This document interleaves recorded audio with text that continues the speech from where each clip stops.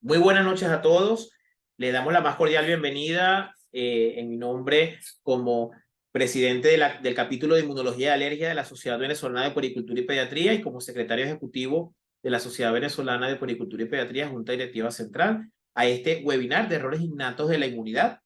Para mí es un enorme placer tenerlos aquí pendientes con esta información que es valiosísima porque, como todos saben, los pediatras son los primeros que tienen que ocuparse de estos pacientes porque básicamente en pediatría es donde se dan los primeros diagnósticos. Entonces es algo no solamente interesante, sino que es importante que todos los pediatras manejen esta información.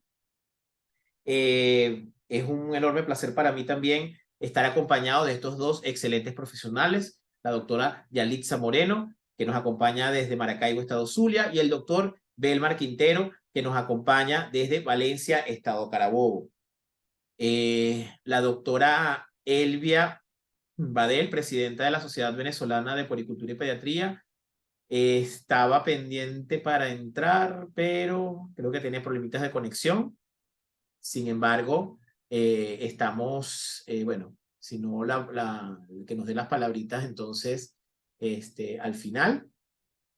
Entonces, bueno, vamos a ir comenzando rápidamente para no dilatar más el asunto. Entonces, sin antes recordarles que estamos en la Semana Mundial de las Inmunodeficiencias Primarias. Entonces, tenemos esta actividad justamente a propósito de esto y recordarles que la semana que viene, el 6 de mayo, tenemos las cuartas jornadas nacionales de errores innatos de la inmunidad en la que vamos a seguir ahondando en estos temas, pero de una manera un poquito más profunda. Va a ser híbrido presencial en la ciudad de Maracaibo. Por allá Yalixa nos está esperando con unos patacones y unos pastelitos para acompañarnos a todos los que quieran acompañarnos por allá por Maracaibo y por supuesto también va a ser online. Entonces están pendientes en los anuncios que van a estar por allí rodando. Van a ver el código QR a través del cual pueden ustedes hacer la inscripción online a nuestras jornadas nacionales, a los cuales por supuesto están cordialísimamente invitados. Entonces, bueno, primeramente les voy a presentar a la doctora Yalitza Moreno, quien es médico cirujano egresado de la Universidad del Zulia, especialista en pediatría y puericultura, magíster cienciarum en inmunología, también ambas de la Universidad del Zulia, miembro titular de la Sociedad Venezolana de Puericultura y Pediatría, expresidenta de la Sociedad Venezolana de Puericultura y Pediatría filial Zulia, también es miembro titular de la Sociedad Venezolana de Alergias e Inmunología y es miembro del capítulo de Inmunología y Alergias de la Sociedad de Puericultura y Pediatría. Ella tiene su ejercicio profesional en el Hospital de Especialidades Pediátricas de la ciudad de Maracaibo y en la Clínica San Lucas. Entonces, ay, ¿qué pasó con Yalitza? Se nos cayó. Vamos. ¿Qué pasó con Yalitza?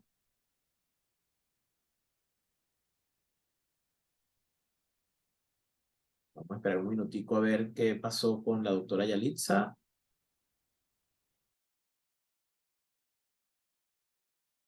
Bueno, allí tenemos a la doctora Abadel, ya se pudo unir. Doctora Abadel, bienvenida. Vamos entonces, justamente la estamos esperando para que nos dirija unas pequeñas palabras antes de empezar. Gracias, doctora, bienvenida. Uy, perdón, es que me había sacado internet y hasta ahorita no había podido entrar.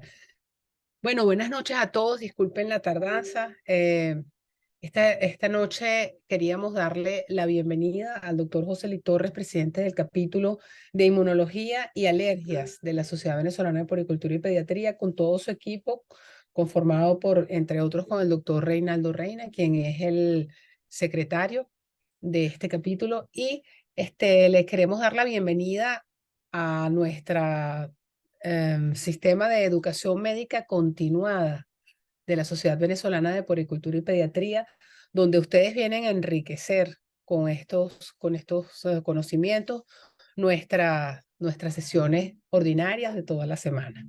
Es para nosotros un gusto recibirlos, compartir con ustedes este espacio y aprender cada vez más de todo lo que ustedes nos vienen a traer para acá.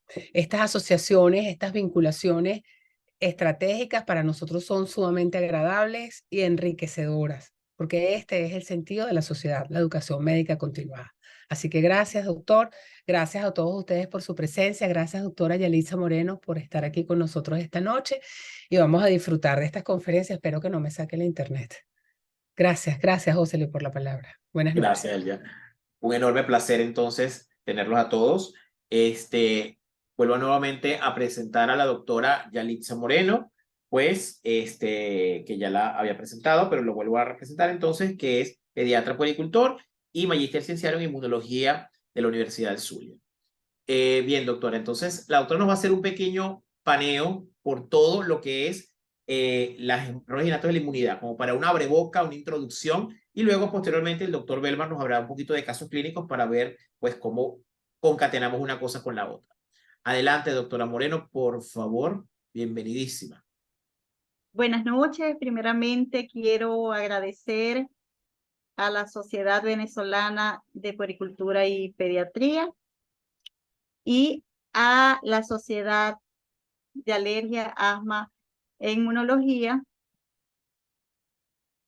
por la participación que me permiten en esta semana que estamos celebrando la Semana Mundial de los Errores Innatos de la Inmunidad.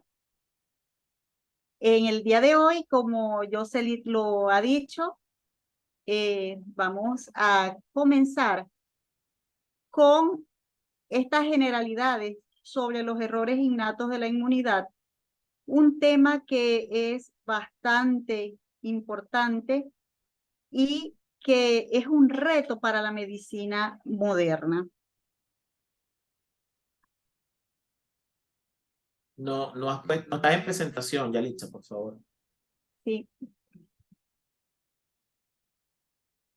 Bien, las inmunodeficiencias primarias Yalitza, fueron descritas. no estás en la presentación, estás en la pantalla.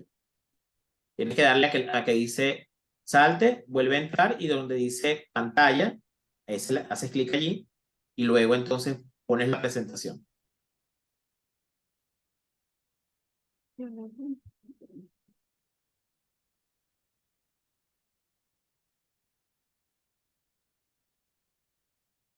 Adelante. Bien, retomando lo que les mencionaba anteriormente, hablaremos el día de hoy de los errores innatos de la inmunidad, que es un reto para la medicina moderna. Desde el año 1952 se describió y fue publicada la primera inmunodeficiencia primaria por el doctor Ogden Bruton. Él observó en un paciente masculino de 8 años de edad con infecciones a repetición disminución de las globulinas, una gamma globulinemia, y esto fue publicado de esa forma. Se inició ya de manera categórica las publicaciones de inmunodeficiencias primarias. Posteriormente, en el año 1953 y 1956, Charles Janeway y Robert Good, ellos relacionaron estas patologías con trastornos heredados recesivos ligados al cromosoma X. Ya en la década de los 60 se describen muchas otras patologías como déficit selectivo de inmunoglobulina A, hiperigemia, síndrome de DiGeorge.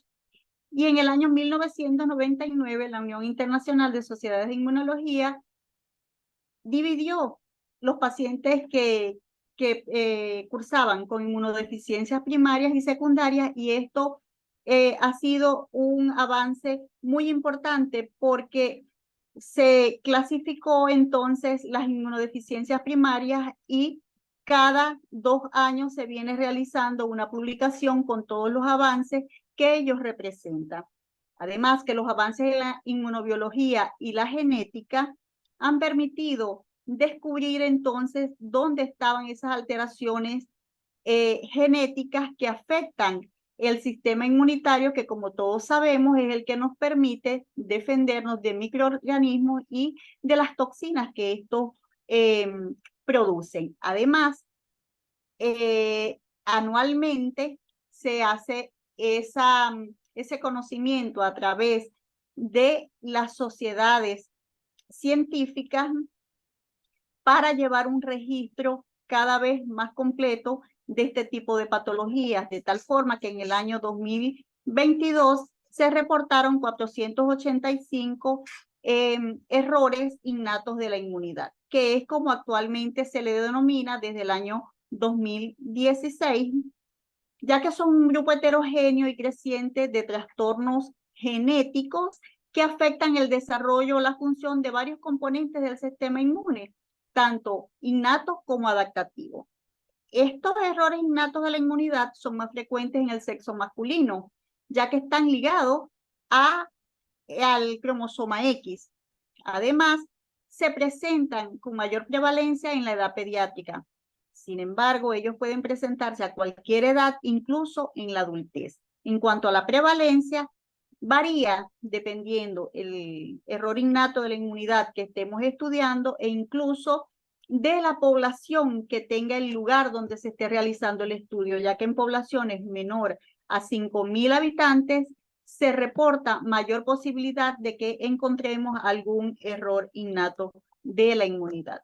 Y por supuesto, el sistema humoral siempre es el más comprometido y el que mayor clínica entonces nos puede aportar. En cuanto a la prevalencia, para el año 2019 se reportó, según la Unión Internacional de Sociedades de Inmunología, 1 por cada 5.000 o cada 10.000 habitantes, pero estos números pueden ser muy variables dependiendo de la ubicación geográfica, como les decía antes, de la edad, del sexo del paciente e incluso del defecto que estudiemos, porque podemos estar refiriéndonos a un defecto poco frecuente y a otros, por ejemplo, como el déficit de inmunoglobulina A, que es reportado 1 por cada 500 nacidos vivos. De tal forma que los errores innatos de la inmunidad pueden ser incluso mucho más frecuentes que la fibrosis quística y la esclerosis múltiple, por mencionar algunas patologías de las cuales se hace mucha referencia en la actualidad.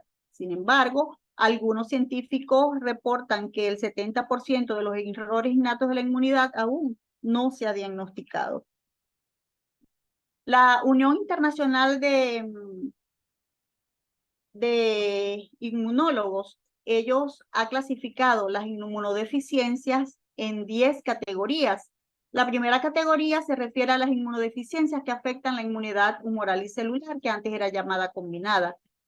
La segunda categoría son las inmunodeficiencias combinadas asociadas con hallazgos sindromáticos, que si podemos decir que pudiesen ser una de las que con mayor facilidad pudiesen diagnosticarse por esas características sindromáticas específicas, las deficiencias predominantes de anticuerpos, que son las inmunodeficiencias más frecuentes, las enfermedades por desregulación inmune, los defectos en fagocitos, tanto en función como en número, o ambos defectos, defectos en la inmunidad intrínseca e innata, los desórdenes autoinflamatorios, las deficiencias de complemento, las fallas en la médula ósea que han sido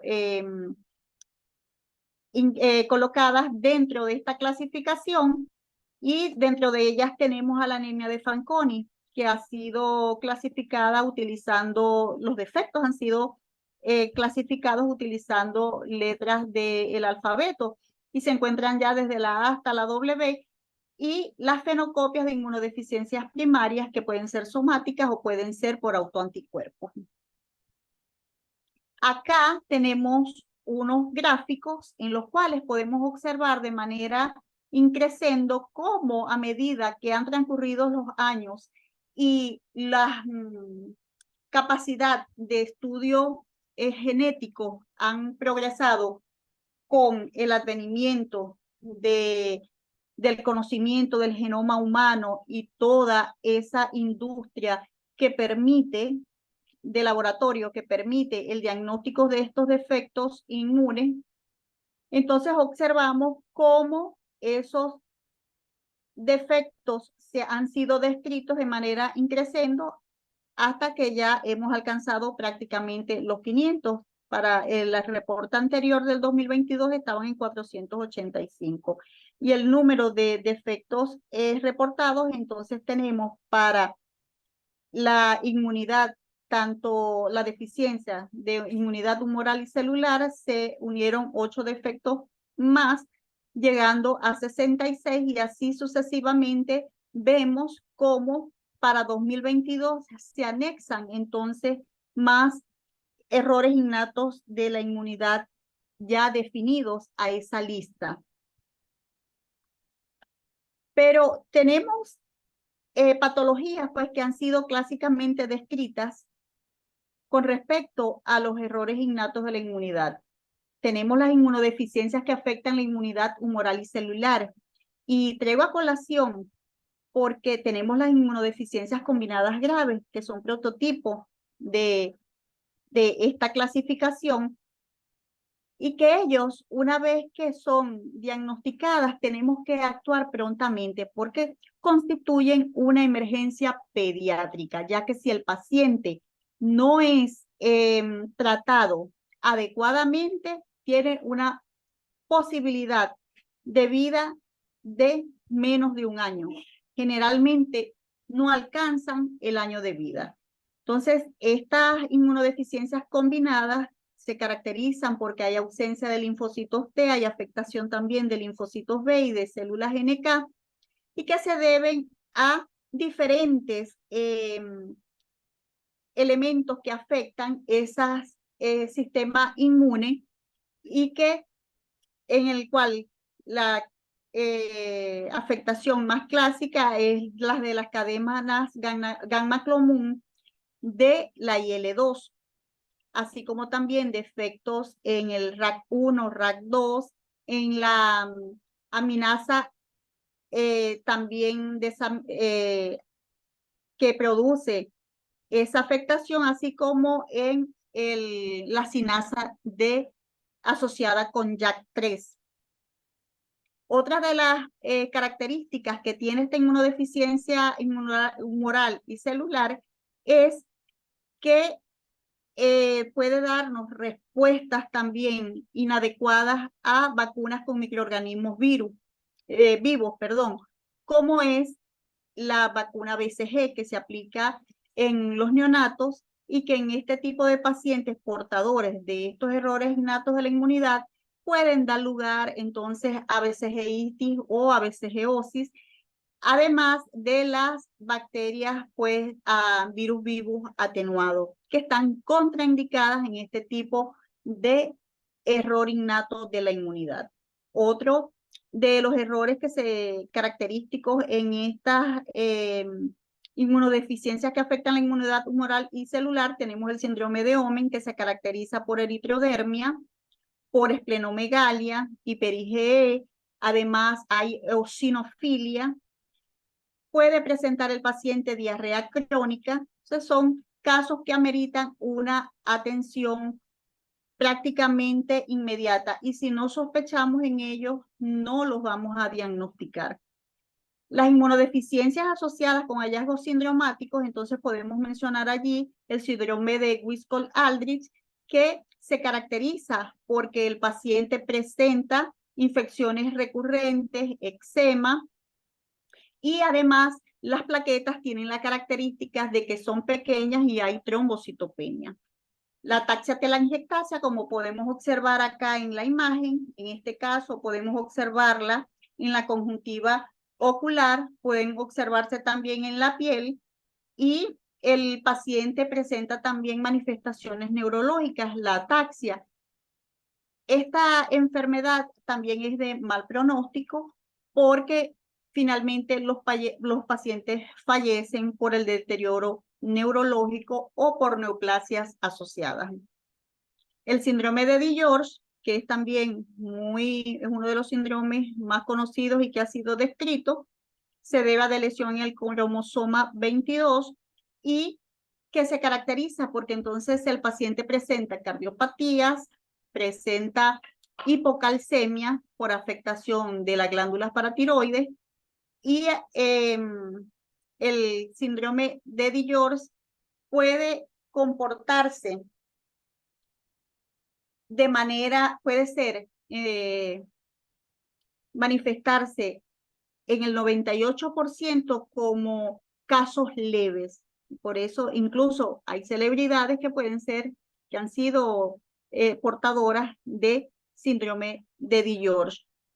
Pero un 1 o un 2% pueden presentar la forma grave y es el tipo de paciente que incluso puede estar comprometida la vida. En cuanto a la deficiencia predominante de anticuerpos, tenemos el déficit selectivo de inmunoglobulina A, que, como dijimos anteriormente, es una de las patologías con déficit de inmunoglobulina más frecuentes, una por cada 500 nacidos vivos, la inmunodeficiencia común variable y la gammaglobulinemia ligada al cromosoma X, que necesita entonces esa reposición de tratamiento que más adelante podemos mencionar. En cuanto a la clasificación y prevalencia, en esta gráfica podemos observar que la mayor prevalencia la tienen las deficiencias predominantemente de anticuerpos, seguidas por las inmunodeficiencias con características sindromáticas ya definidas, las inmunodeficiencias de células T y B, y por último, en frecuencia tenemos los defectos congénitos de fagocitos. Entonces, esto es muy importante porque fíjense que más de la mitad de los defectos, de los errores innatos de la inmunidad, corresponden a deficiencias predominantemente de anticuerpos. Y en esta lámina podemos observar 4 de esas clasificación general, en la cual tenemos un 95% de prevalencia. Entonces, entre ellas tenemos inmunodeficiencias predominantemente de anticuerpos, inmunodeficiencias que afectan tanto la inmunidad celular y humoral, los defectos de fagocito y los defectos de complemento. Estas serían entonces los 4 tipos de errores innatos de la inmunidad de la clasificación en general que aportarían el 95% de prevalencia. Una de las características en manifestaciones clínicas que se presentan en los errores innatos de la inmunidad son las infecciones. Pero estas infecciones tienen sus características, es que son infecciones recurrentes, son enfermedades que se van presentando de manera recurrente durante la infancia, que son severas, son cuadros que pueden comprometer la vida, pueden tener manifestaciones de cronicidad, que los agentes etiológicos dependerán entonces del tipo de la inmunidad que esté afectada. Por ejemplo, si tenemos deficiencias de humorales, tendremos más posibilidad de infecciones por bacterias capsuladas y enterovirus. Si tenemos enfermedad granulomatosa crónica, bacterias y hongos. Si tenemos inmunodeficiencia combinada severa, como decíamos antes en la clasificación antigua, o ahora la que corresponde a inmunidad celular y humoral, virus, hongos y bacterias. Y cuando existen defectos de receptores específicos, como en este caso del receptor de la IL-12, que nos daría entonces mayor susceptibilidad a micobacterias o a salmonela. Dependiendo entonces del lugar específico de cada proceso infeccioso, tendremos manifestaciones. Sin embargo, en los errores innatos de la inmunidad se describen más afectación de las vías respiratorias, del sistema respiratorio. Entonces, así tendremos rinosinusitis que pueden ser crónicas y recurrentes, aquellas rinosinusitis que tienen necesidad de cirugía en senos paranasales debido a infecciones fúngicas. También las neumonías, porque después de una neumonía, así sea un caso único, debemos siempre indagar otros antecedentes personales como infecciones recurrentes de las vías respiratorias superiores que incluya otitis media recurrente, antecedentes personales de otros problemas inmunológicos como la autoinmunidad, si el paciente ha tenido erupciones cutáneas persistentes, si hay manifestaciones en la familia de otros errores innatos de la inmunidad, si hay fallecimientos a temprana edad, si las neumonías han requerido hospitalización, si han sido hospitalizadas en UCI o en un servicio regular de pediatría, si han sido persistentes después de una terapia antibiótica adecuada, si ha requerido tratamiento endovenoso para su mejoría, si la neumonía es bilateral, necrosante, si hay neumonitis intersticial, entonces debemos evaluar pacientes con 2 o más neumonías. Si todos los pacientes son candidatos a que nosotros evaluemos, si tenemos la posibilidad de observar los rayos X y observar si existieron diferentes ubicaciones pulmonares, si había antecedentes de familiares fallecidos y si la neumonía fue complicada, si había neumatoceles, si había bronquiectasias. Todos esos datos nos van a llevar a la sospecha de que estemos tratando una inmunodeficiencia primaria o error innato de la inmunidad, como lo llamamos actualmente. En el caso de otitis, debemos indagar si la otitis fue de inicio temprano, si inició antes de los 3 meses de edad, si hubo recurrencia después de un tratamiento antibiótico adecuado, si hay complicaciones con mastoiditis, si hay asociación con infecciones invasivas, si después de la colocación de tubos en los oídos hubo nuevamente aparición del problema o si por el contrario apareció sinusitis, si necesitó la colocación repetida de tubos y si hay más de 3 episodios al año de otitis supurativa en niños menores de 5 años o si hay más de 2 episodios al año en niños mayores de 5 años. Acá en el cuadrante derecho, entonces tengo un recuadro que nos habla de infecciones inusuales en pacientes HIV negativos. Si nosotros escuchamos en la actualidad mencionar un paciente que es tuberculosis, que presenta una tuberculosis resistente y es HIV negativo, debemos indagar inmediatamente un error innato de la inmunidad o si hay infección por cualquier micobacteria típica, histoplasmosis, aspergillus, leishmaniasis, blastomicosis, sobre todo en los países donde estas patologías pues no son frecuentes. Otro de los sistemas afectados por los errores innatos de la inmunidad son las enfermedades, es el sistema gastrointestinal. Entonces allí tenemos las enfermedades gastrointestinales, donde la diarrea crónica es una de el antecedente que debemos valorar, ya que ellos nos puede conllevar a asociarlo a una deficiencia de anticuerpos.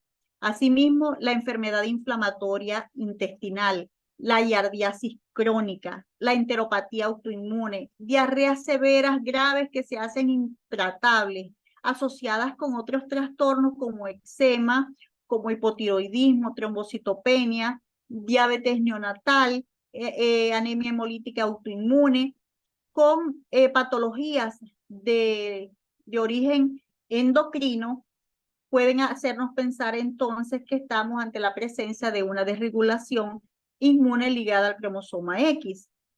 La candidiasis persistente, el dolor abdominal intenso que puede simular un abdomen agudo en casos de angioedema hereditario, los abscesos hepáticos debido a estafilococos aureus, que pueden hacernos sospechar de síndrome de hiper-IgE, y la enfermedad inflamatoria intestinal en niños pequeños, que pueden también hacernos sospechar de una disfunción del receptor de IL-10 o de interleucina 10. La piel es un órgano que no se escapa también de las manifestaciones de los errores innatos de la inmunidad y que puede ser de gran ayuda para nosotros. ¿Por qué? Porque cuando vemos lesiones en piel que son importantes, extensas, persistentes, debemos sospechar en errores innatos de la inmunidad, ya que se refiere en la literatura que desde los síntomas iniciales hasta el diagnóstico pueden transcurrir incluso hasta 2 años. Y ese es un tiempo en el cual el paciente puede complicarse, disminuir la calidad de vida, aumentar el riesgo de fallecimiento, y no es el propósito que tenemos nosotros como médicos.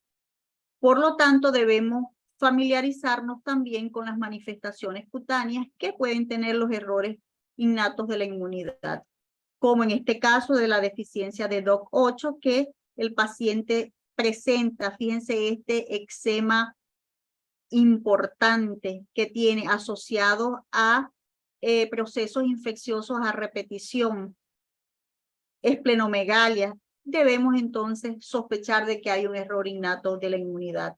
El síndrome de activación de macrófagos y este pacientico del lado derecho, que es portador del síndrome de Wiskott-Aldrich, y como mencioné anteriormente, se caracteriza por edema, pero también puede presentar síntomas en piel dado por petequias, equimosis, debido a la trombocitopenia que ellos también manejan. Pero además de las infecciones, hay otras manifestaciones que nosotros debemos tomar en cuenta. Entre esas manifestaciones tenemos la linfoproliferación, que puede presentarse en un 0,7 a un 18%, y se debe a la pérdida de control de esa proliferación de células T y B. Y estaríamos entonces hablando del síndrome linfoproliferativo autoinmune. Otras manifestaciones pueden ser de desregulación inmune. Por ejemplo, aquellos pacientes que presentan autoinmunidad de inicio temprano son pacientes en los cuales debemos sospechar un error innato de la inmunidad. También aquellos que involucran múltiples órganos. Cuando hay una fuerte historia de autoinmunidad en la familia, en combinación con la susceptibilidad a infecciones linfoproliferativas significativas. Cuando existen todas estas asociaciones, debemos entonces también estar pensando que nos podemos encontrar ante un error innato de la inmunidad. La autoinmunidad son otras de las manifestaciones que debemos tener presente, que pueden presentarse, como en el caso de la inmunodeficiencia común variable, puede presentarse en un 20 a 30%, con citopenias autoinmunes, enfermedades inflamatorias intestinales, artritis. ¿Y dónde podemos ver mayormente esta autoinmunidad? En el síndrome de Dior, en la deficiencia de ICOS, en el síndrome de Wiskott-Aldrich, en la gamaglobulinemia ligada al cromosoma X, entre otras. Asimismo, las malignidades debemos también tenerlas presentes, porque ellas son, después de las complicaciones por infecciones, las malignidades son la segunda causa de muerte tanto en niños como en adultos. De esas malignidades, los linfomas son los que se encuentran en mayor prevalencia. Otra agentes que se asocian con malignidades en errores innatos de la inmunidad son los virus, el virus de Epstein-Barr, el virus de herpes y el VPH.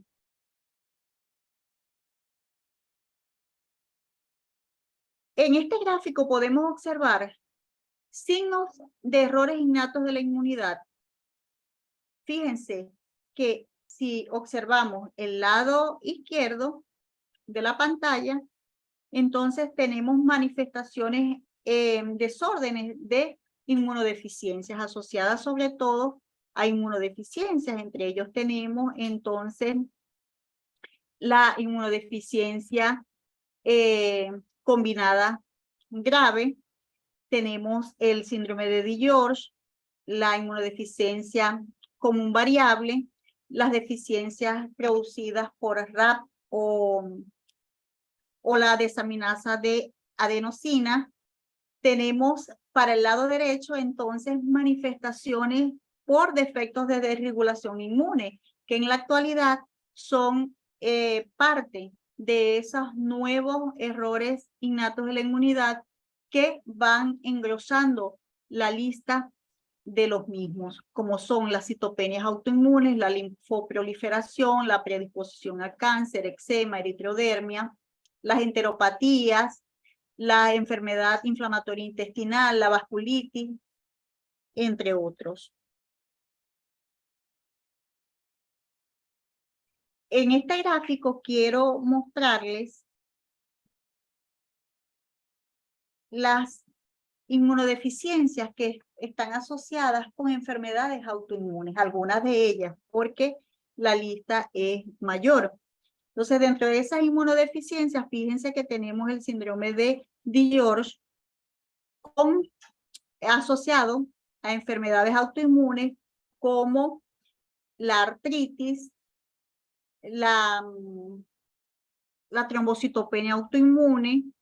Tenemos además el síndrome de Wiskol-Aldrich, donde tenemos asociación también a otras enfermedades autoinmunes, entre ellas la vasculitis, las citopenias autoinmunes, la agamaglobulinemia ligada al X, que también está asociada a patologías autoinmunes, incluso la artritis idiopática juvenil, la artritis reumatoidea, la alopecia, la trombocitopenia idiopática autoinmune, la deficiencia selectiva de inmunoglobulina A, que es una de las deficiencias más comunes, entonces también está asociada a autoinmunidad. Y fíjense que con lupus, con artritis idiopática juvenil, con enfermedad inflamatoria intestinal, y así sucesivamente tenemos entonces una relación de estos errores innatos de la inmunidad con enfermedades autoinmunes que debemos tener presente, porque en el transcurso de esas patologías pueden presentarse alguna de estas enfermedades. Este es un caso clínico que traigo a referencia, que fue publicado por Mayla Scruletti. Ella reporta el caso de una paciente femenina cuyos antecedentes al nacer son importantes, ya que estuvo admitida en la unidad de cuidados intensivos por dificultad respiratoria, tuvo enfermedades recurrentes urinarias, 1 o 2 por mes, además infecciones de respiratorias, tiene antecedentes a los 17 años de osteitis mandibular después de un procedimiento de ortodoncia y una superinfección por Staphylococcus epidermidis que requirió antibiótico por 3 meses. A los 22 años le realizaron una tonsilectomía. Además, presentó infecciones vaginales también por cándida. A los 32 años les diagnostican artritis reumatoidea con factor reumatoideo positivo y el péptido cíclico citrullinado también positivo. A los 32 años inicia terapia con metrotexate y corticosteroides orales, no teniendo un buen resultado, y así va recibiendo entonces biológicos. Es enviada posteriormente al servicio de inmunología para evaluación y consiguen entonces en todo el perfil inmunológico que le es realizado que la paciente padece de una inmunodeficiencia común variable. Recibió tratamiento adecuado, pero fíjense todo el tiempo que tardó para que esa paciente que tenía varios signos de alarma presentes en su historial no fueron tomados como tal y la paciente pues evolucionó de esta forma. Si recordamos algunas de los señales de alarma que esta pacientica presentaba, entonces tuvo 2 o más meses tomando antibióticos con pocos resultados. Además, recibió tratamientos endovenosos, tuvo infecciones por cándida, infecciones respiratorias que fueron frecuentes, 1 o 2 en meses, de tal forma que tenía señales de alarma para ser estudiada precozmente como un error innato de la inmunidad. Este es un estudio realizado en Japón, en el cual utilizaron encuestas para identificar así si tenían manifestaciones iniciales de errores innatos de la inmunidad o no. Participaron 1.298 pacientes, de los cuales 505 tenían disponible la manifestación inicial. Ellos excluyeron enfermedades autoinflamatorias, deficiencia de complemento y fenoscopia, aunque no especifican por qué. Signos de alarma, los signos de alarma estuvieron presentes en 67.3% de los casos. Fíjense que nos acercaríamos casi a un 70% si nosotros utilizamos los signos de alarma, los mantenemos siempre presentes en la evaluación de nuestros pacientes. ¿Qué quiere decir esto? Que un interrogatorio y un examen físico exhaustivo nos lleva a un buen porcentaje de manifestar, de diagnosticar errores innatos de la inmunidad de manera clínica, de sospecharlos. En menores de 3 meses, la tasa de positividad bajó. Y sabemos por qué, porque muchos de los pacientes comienzan a manifestar los errores innatos de la inmunidad posterior a los 3 meses de vida. Pero cuando eso se asoció a los antecedentes familiares, entonces ese porcentaje aumentó. Y los síntomas infecciosos fueron los más frecuentes en todos los grupos de edad y en todas las categorías de la enfermedad. ¿Sí? Los síntomas de desregulación inmune se presentaron en 15% de los pacientes. Entonces, esta publicación es bastante importante porque nos indica que es necesario que sigamos utilizando esos signos de alarma para poder sospechar qué paciente puede estar cursando con una inmunodeficiencia primaria o error innato de la inmunidad en el momento que nosotros lo estemos evaluando. De tal forma que necesitamos atender al paciente integralmente, dedicar tiempo para recoger cada uno de estos antecedentes, sospechar el diagnóstico, porque si no lo sospechamos, nunca vamos a llegar al diagnóstico definitivo, y tratarlo oportuna y adecuadamente para evitar, primero, fallecimientos a edades tempranas, segundo, complicaciones, y que diagnostiquemos al paciente ya cuando complicaciones se hayan presentado. Entonces tenemos que evitar eso y hacer el diagnóstico oportuno, aprendiendo para mejorar la vida de nuestros pacientes. Yo creo que ese es el motivo por el cual nosotros estamos el día de hoy acá. Entonces, ¿qué podemos concluir de esta charla que hemos tenido el día de hoy?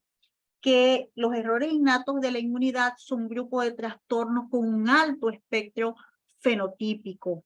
Es muy variable ese espectro y eso tenemos que tenerlo siempre en cuenta. Que el número de enfermedades descritas aumenta constantemente, por eso cada 2 años se realizan esas publicaciones para que estemos al día en los avances. Y eso se debe también a la secuenciación de defectos genéticos que se hacen en la actualidad.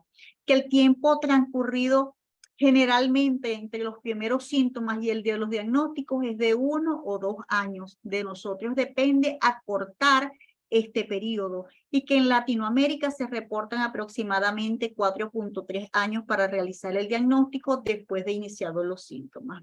Entonces, nos corresponde a nosotros acortar este proceso.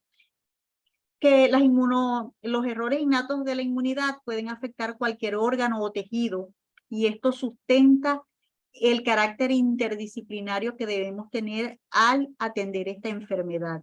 Entonces, es un grupo interdisciplinario el que se debe abocar a la atención de los pacientes con errores innatos de la inmunidad, porque sabemos que pueden afectar cualquier órgano o sistema.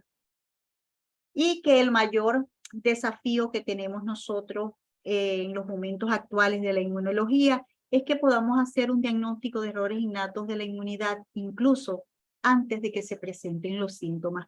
Esto sería lo ideal para que evitemos las complicaciones y que el paciente incluso pueda perder la vida. Acá está la bibliografía y esta es una imagen de Santa Rosa de Agua, una población que está ubicada al noreste de Maracaibo, a orillas del lago de Maracaibo. Son viviendas tipo palafito y que aunque ya no son muy frecuentes, pero nos hablan de eso, de ese pasado que tenemos nosotros acá en el Zulia y que cuando los descubridores observaron la belleza de la región, pensaron en una pequeña Venecia. Bien, muchísimas gracias a todos por su atención, agradecida con el doctor Jocelyn y con las sociedades por esta oportunidad y quedo atenta. Muchísimas gracias, doctora Yalixa, de verdad, excelente exposición. Nos paseó un poquito por todas las aristas que tenemos que conocer en cuanto a errores innatos de la inmunidad, antes llamadas inmunodeficiencias primarias. Entonces ahora vamos a concretar un poquito y ver cómo ponemos esto en práctica, porque si bien es cierto, es un poquito complejo, son muchos síntomas, son muchos signos, pero vamos a ver entonces de manera práctica. Entonces para esto voy a invitar al doctor Belmar Quintero para que por favor abra su cámara y abra su micrófono. El doctor Belmar Quintero, por ahí. Gracias. Muy bien, aquí entonces les presento al doctor Belmar Quintero, quien es médico cirujano de la Universidad de Carabobo, es especialista en puericultura y pediatría también de la Universidad de Carabobo, especialista en inmunología clínica y de laboratorio de la Universidad Central de Venezuela, es expresidente de la Sociedad Venezolana de Alergia, Asma e Inmunología, adjunto del Hospital Dr. Rafael González Plaza, doctorado en Ciencias Médicas, y actualmente es el director de la Escuela de Medicina de la Universidad de Carabobo. Muchísimas gracias, doctor Quintero, por acompañarnos, por estar con nosotros. Y bueno, nada, en este momento, el momento es suyo.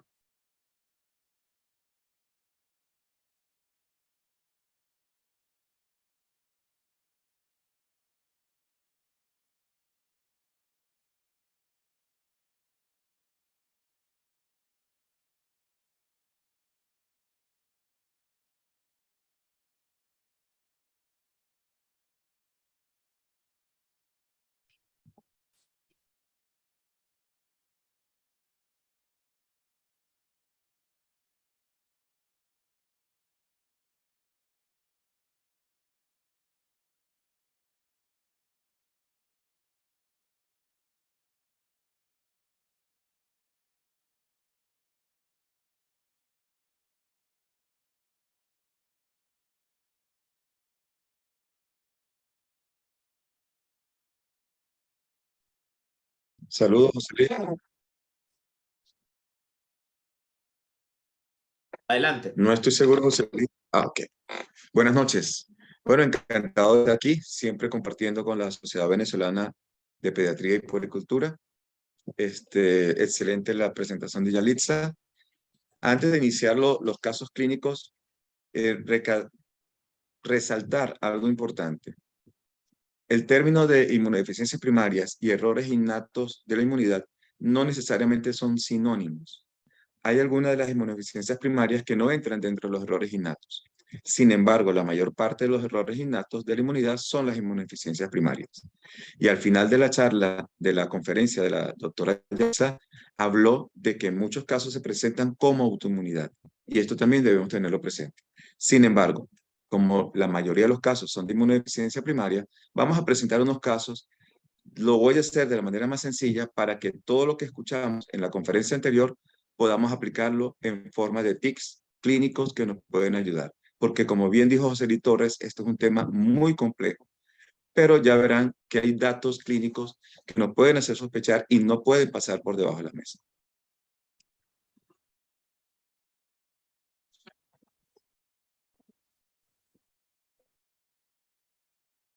Entonces, el primer caso es un niño escolar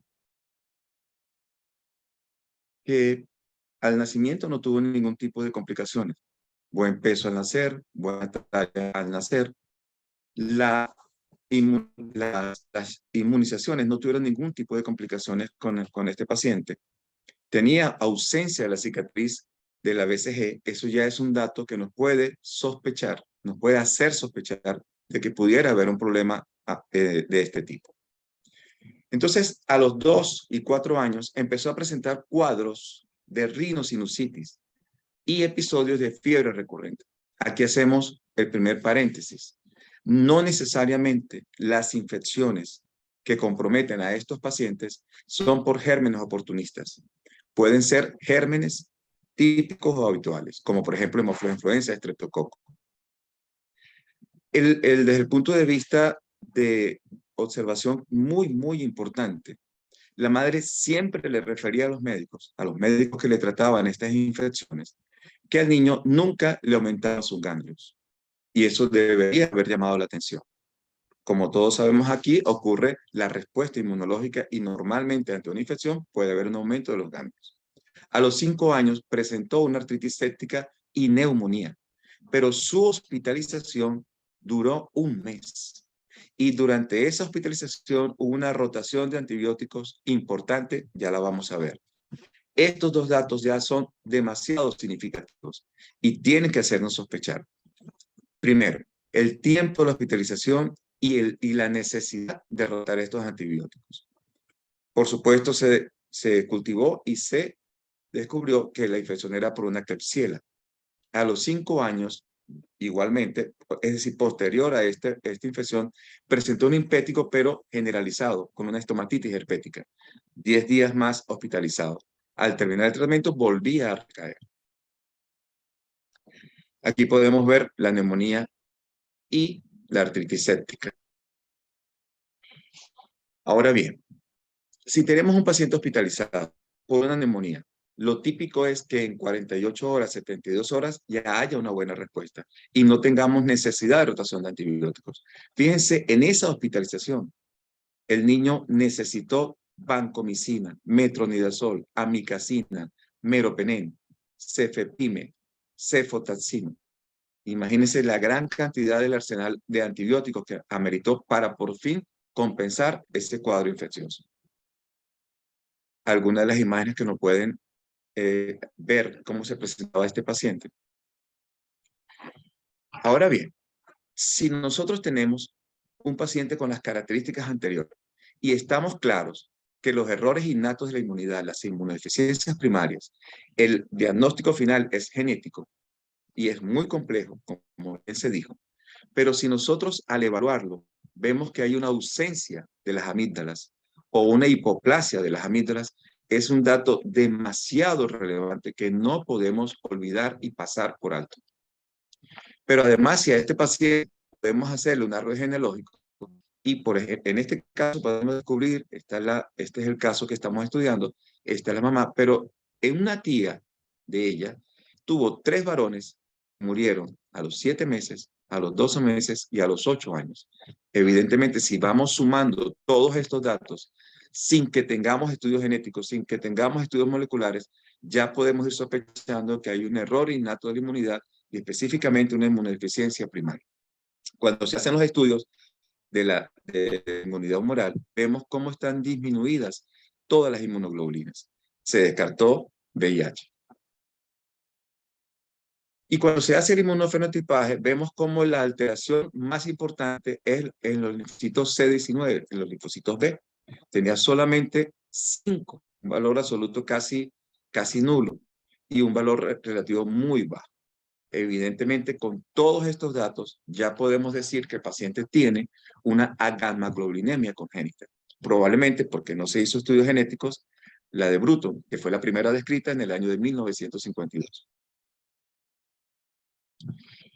Entonces, cuando tengamos estos pacientes con cuadros de rinosinusitis recurrentes, fiebres recurrentes, artritis séptica, neumonía, estomatitis herpética, impétigo, y con todos estos datos de inmunodeficiencias humoral, cuando iniciamos el tratamiento con inmunoglobulina endovenoso cada 3 semanas, evidentemente que las hospitalizaciones y las infecciones disminuyeron y desaparecieron por mucho tiempo, hasta que, desgraciadamente, por situación país, no se pudo mantener el tratamiento y el paciente falleció.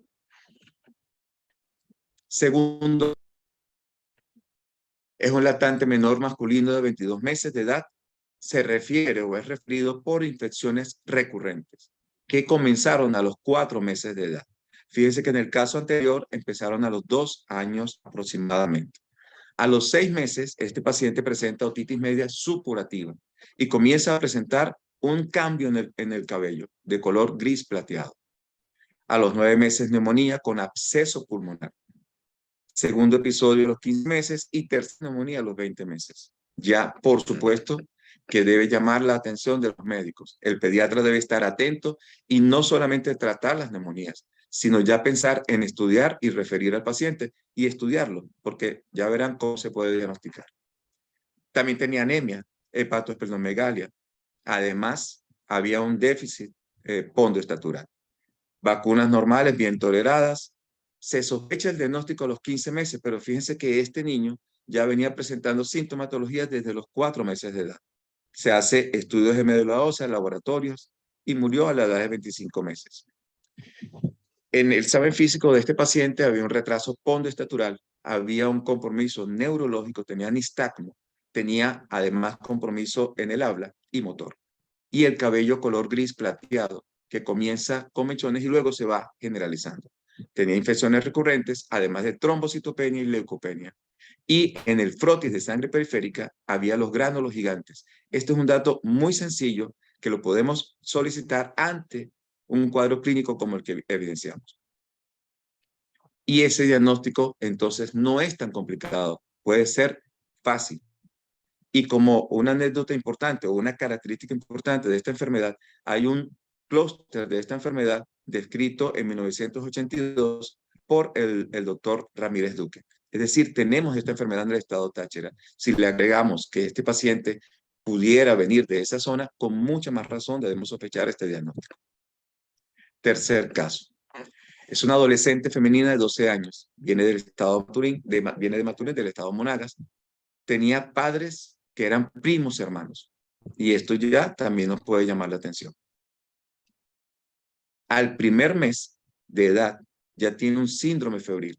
Tenía 19.000 glóbulos blancos. Aumentaron a 24.000. Por supuesto, había compromiso o había unas hospitalizaciones de mayor de 10 días. Había necesidad de antibióticos importantes como por ejemplo metronidazol. A los 6 meses es evaluado por hematología. Tenía flujo vaginal, tenía distensión abdominal, se mantenía con tratamientos ambulatorios. A los 8 meses presenta síndrome febril posterior a la aplicación de la vacuna trivalente viral mantenía una leucocitosis importante, había una neumonía en la rayos X de tórax evidenciada y la hospitalización de 17 días. A los 8 meses presenta un granuloma en el brazo derecho. A los 3 años empieza con aftas bucales. Y por supuesto también tenía antecedentes de neumonías. Todo esto más hospitalizaciones por citomegalovirus, toxoplasmosis, infección por Epstein-Barr. Todas estas cosas nos debe llamar la atención porque el diagnóstico no se hace rápidamente. Y ese es el punto de que yo quiero que resaltemos, quiero que nos llevemos de esta conferencia. Y es que sí podemos sospechar estas enfermedades, estos errores innatos de la inmunidad con muchos datos clínicos. Por ejemplo, si este paciente tiene toxoplasmosis, citomegalovirus, Epstein-Barr, por favor, o sea, no vamos a esperar a que tengamos estudios genéticos o tengamos un estudio molecular o un estudio muy profundo. Ya sospecharlo es importante. Bueno, sigue todas estas evolución porque son repetitivas, son recurrentes. Las aftas bucales, la odinofagia, la fiebre prolongada, siguen reapareciendo las aftas y así va manteniéndose hasta que se le solicita el estudio de NBT y está alterado. Y con eso podemos hacer el diagnóstico de una enfermedad granulomatosa crónica. Por supuesto, ya se trata, se hace la profilaxis con antibióticos y mejora su calidad de vida. Incluso se preparó para la reconstrucción o para la mejoría del problema que tenía en el brazo derecho con el granuloma. Cuarto caso. Es otro caso importante porque también se retrasó el diagnóstico. A los 6 meses presentó una neumonía y después se mantuvo sin infecciones hasta los 18 meses. Sin embargo, cuando empieza a caminar, la mamá inmediatamente nota que la marcha de su niño no era normal. Se lo comentaba a los doctores, se lo comentaba al pediatra, al médico general de los ambulatorios, y su expresión era: ningún médico me para. Por supuesto que posteriormente sí lo estudian, pero enfocados en el área neurológica, le hacen resonancia cerebral y todo está normal. No había una alteración importante. Sin embargo, persiste la marcha atáxica, pero a los 5 años empieza a tener neumonías. Y nada más y nada menos que presenta 6 neumonías. Cuando ese niño me lo presentan a mí, porque es referido a inmunología, yo veo varias cosas importantes. Pero una de ellas es que constantemente por las neumonías le aplicaban rayos X. Cuando yo lo veo, lo primero que noto es que tenía telangiectasia en la mucosa y también en las orejas. Y esto me llamó inmediatamente la atención. Esto, más la ataxia que presentaba el paciente en la marcha, me hizo inmediatamente pensar en el diagnóstico de ataxia telangiectasia. Más aún si presentaba infecciones recurrentes. Vamos a ver si el video puede funcionar. Aparentemente no, pero evidentemente el niño en la consulta tenía la amplitud de la base para mantener el equilibrio, para mantenerse en la posición de bipedestación, y su marcha era totalmente ataxia. También tenía microcefalia, la circunferencia tenía 48 centímetros y tenía un compromiso porque está vivo aún, compromiso cognitivo. Se hacen los estudios ya sospechando el diagnóstico, se pide específicamente lo que queremos. En esta enfermedad particularmente, la deficiencia de la IgA es característica y también de la alfa-fetoproteína. Pero también se le hicieron estudios de vacunas viendo que había poca respuesta de estas vacunas. Con esto hemos culminado. Conclusiones de esto. No necesitamos o no necesariamente necesitamos estudios profundos para sospechar e incluso diagnosticar a estos pacientes. Como bien dijo la doctora Yalitza, no solamente es tan importante como para salvar vidas, sino para que la vida que puedan tener, porque muchos de ellos van a fallecer, si en algunos casos el trasplante de médula ósea no se puede lograr cuando es indicado, pero por lo menos que tengan calidad de vida. Así sucedió con uno de los pacientes que presentamos, que duró mucho tiempo sin infecciones hasta que la inmunoglobulina dejó de recibirlo. Así que muchas gracias, espero haya sido de mucha utilidad y que estos datos clínicos puedan servirle a todos ustedes. Gracias, José. Muchísimas gracias, Belmar. Muchísimas gracias, la doctora Yalitza también, por sus brillantes intervenciones. Entonces, así llevamos que de lo más grandote, lo más, digamos que todo lo que implica una inmunodeficiencia, primero un error innato de la inmunidad, y ahora pues entonces vemos cómo lo aplicamos de manera práctica. Y lo más llamativo de esto creo yo que es el tema de que si bien es cierto que son enfermedades un poquito complejas y que necesitamos quizás la ayuda de algún otro especialista, pero el primero que lo recibe, el primero que tiene que sospecharla definitivamente es el pediatra. Entonces, por eso es que es la importancia de que todos los pediatras conozcamos que este tipo de patologías existen. Y adicionalmente que también se pueden diagnosticar con exámenes más bien sencillos. O sea, la clínica es lo más importante. Ahora, por aquí entonces vamos a empezar con unas preguntas rápidamente. Aquí nos preguntan, doctor Belmar, en caso de ausencia de inmunoglobulinas, ¿qué otras opciones terapéuticas se pueden utilizar en estos casos de ataxia telangiectasia? Bueno, la verdad es que a veces hay pacientes con ataxia telangiectasia que no tienen infecciones recurrentes. Quizás en esos casos la inmunoglobulina no sea tan importante. En este caso particular, que es mi paciente, en donde las neumonías eran repetitivas, recurrentes, sí era fundamental. No hay muchas terapéuticas. El trasplante de médula ósea en ellos no es tan exitoso como en otras patologías, de este mismo orden. Sin embargo, yo diría que, por supuesto, vamos a colocar el antibiótico, tratamos, incluso podemos hacer profilaxia en algunos casos, pero en este caso de ataxia telangiectasia, resaltar que solicitar muchos estudios de rayos X puede comprometer el desarrollo de cáncer en estos pacientes. A veces, como no conocemos esto, sospechamos la neumonía e inmediatamente pedimos una rayos X de tórax. Esto había ocurrido durante los primeros 5 años de vida. Después de eso se limitó o está restringido. El niño está con vida actualmente. Y, por supuesto, cada vez que tiene infecciones, le colocamos antibióticos. Cuando él recibe la inmunoglobulina endovenosa, su periodo sin infección es muy largo y, por supuesto, mucho mejor. La sobrevida de ellos no es muy larga, no es muy grande, pues hasta los 11 años puede ser. Él está cerca de los 11 años, pero actualmente está bastante estable. Muchísimas gracias. Por aquí nos recuerda la doctora Herrera que en la ataxia telangiectasia debemos proteger también de los rayos ultravioleta. Y es algo que también es importante que tocar allí. Con relación al tema de el clúster que tenemos en Táchira con respecto a Shediac Higashi, ¿ok? No sé si hay alguno por ahí de los compañeros, de los colegas que sea de Táchira, pero de repente ampliar un poquito más eso de ese clúster. ¿Qué significa eso, Belmar? El audio.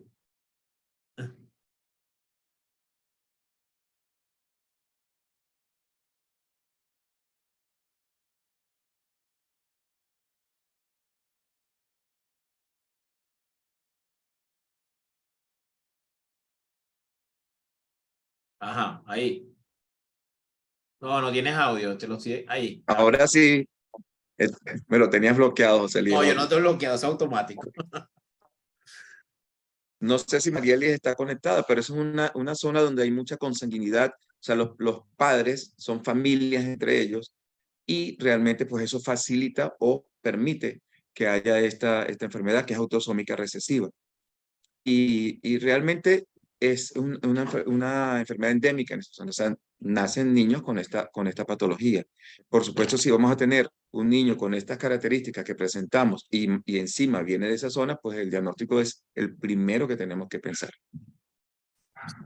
Me gustaría saber, preguntarle a la doctora Yalitza, ¿cuáles serían esos síntomas, digamos, clínicos más llamativos con los que tenemos que estar pendientes, aparte de las infecciones? Sabemos que infecciones a repetición es el síntoma, digamos que más llamativo, pero hay otros síntomas importantes. Entonces, ¿cuáles son? De repente, hacer un resumen muy cortico de cuáles son esos síntomas importantes.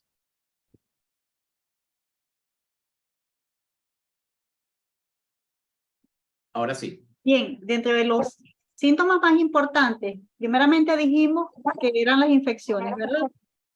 La duración que ellas puedan tener. el tipo de germen implicado, las características fenotípicas del paciente, porque nos pueden ayudar a asociarlo con alguno de los síndromes ya conocidos. Además, conocer, como el doctor Belmar también nos acaba de recordar, hacer ese árbol genealógico. ¿Por qué? Porque eso nos brinda un dato muy importante de los antecedentes familiares que puedan estar involucrados en determinadas patologías, porque sabemos que la mayoría de ellas están ligadas al cromosoma X. Además de la duración también de los procesos infecciosos, la caída del cordón umbilical, la omphalorexia, y cosas que a veces a los mismos padres les parece sorprendente que nosotros preguntemos, que nos vayamos hasta esa edad preguntando, porque cada uno de estos aspectos nos proporciona elementos para considerar posteriormente el diagnóstico. Y hasta la ubicación geográfica. Fíjense que si el paciente nos dice que viene de Capacho, ¿qué pensamos inmediatamente? Entonces en el Celiac Higashi y el color del cabello. Claro, Entonces, muy bien. todos estos elementos Muy bien. tenemos que tomarlos en cuenta. Perfecto, muchísimas gracias. La doctora Marieli Herrera quería comentar algo. ¿Dónde está Marieli? Se me fue. Ahí está. Ajá. Ahí está, ahí está. Saludos, Marieli. Buenas noches. Hola, doctora, Hola, bienvenida. Marieli, ¿cómo estás? Doctora, ¿cómo están? Bueno, espero que la semana que viene nos Sí. veamos todos y nos abracemos todos en vivo, Ay, sí. extrañando los congresos en vivo. Bueno, de verdad que lo primero que quiero es felicitar a todos, sobre todo a la máquina José Lee Torres, que es el organizador de todas estas cosas maravillosas. Bueno, yo quería agregar dos cositas. Tuve el honor de manejar 3 pacientes en paralelo con ataxia telangiectasia, ¿no? Uno que ya estaba, el pulmón ya no servía para nada y se murió, y una niña que solo tenía la ataxia, como el caso probablemente de Belmar, ¿no? Y hay un dato importante, y es que cada 6 meses esos pacientes tenemos que medir la respuesta a vacunas. No es que lo vamos a vacunar cada 6 meses, sino que lo que refería Belmar, ¿no? Que no siempre necesitan inmunoglobulina, y por supuesto hacer todo lo que siempre Marieli habla de la disregulación inmune. De hecho, mi charla del sábado que viene va a ser sobre la relación entre las inmunodeficiencias, o sea, la genética y la epigenética, que ahorita está muy, muy en boga, hasta en los errores innatos de la inmunidad. Y el otro dato que quería decir, bueno, del clúster del Celiac Higashi, que fue la razón por la que yo me metí en el mundo de las inmunodeficiencias, fue el niñito del cabello gris que pasó por el servicio por el pasillo.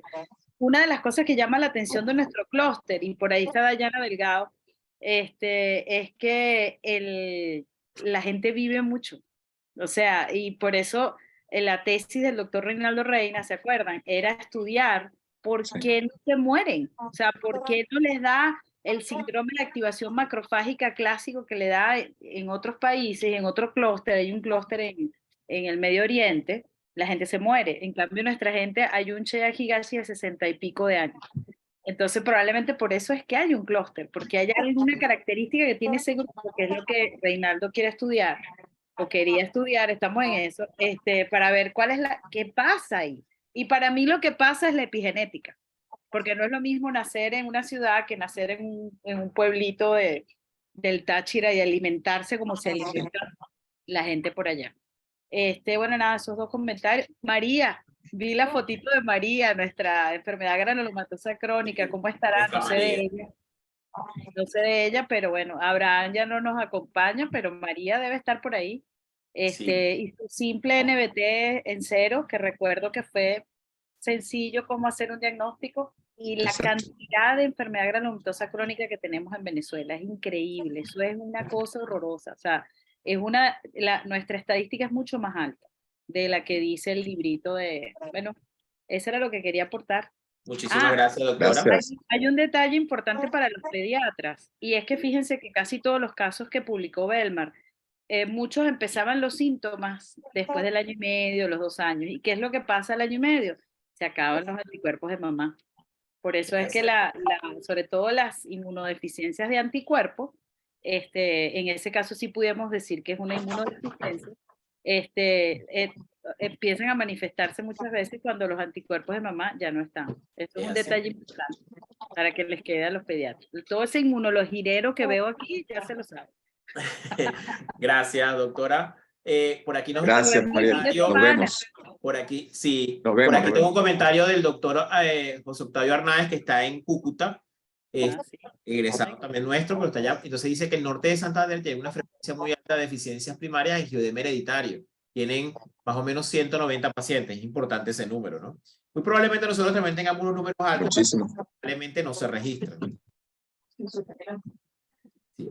Bueno, creo que todo en gana del tiempo y la hora. Bueno, vamos a ir finalizando. Les voy a compartir entonces en este momento, recordarles nuestra cuarta jornada nacional de desarrollo innatos de la inmunidad, que se van a realizar pues en la ciudad de Maracaibo, en el Hotel Intercontinental. Los esperamos por allá, por favor, que nos acompañen en estas jornadas. También pueden hacerlo vía online. Y aquí les dejo el enlace. Ustedes hacen con su celular, hacen un clic en esto y se pueden inscribir, ¿ok? Ahí tenemos pues entonces la forma de inscribirnos, porque va a ser tanto online como presencial.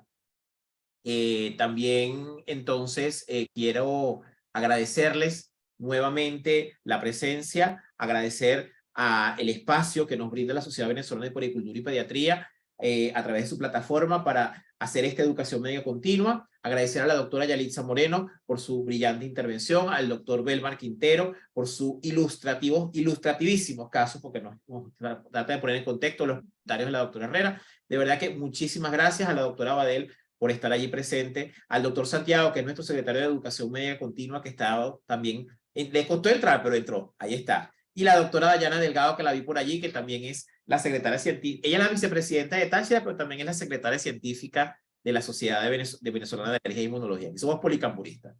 Entonces, bueno, nada, no me queda más que despedirme, los dejo con unos videos, por favor no se vayan para que vean los videos que tenemos de las actividades próximas de la Sociedad Venezolana de Puericultura y Pediatría, y de recordarles entonces nuevamente que nos vemos en Maracaibo la semana que viene. Un gran abrazo para todos, muy buenas noches.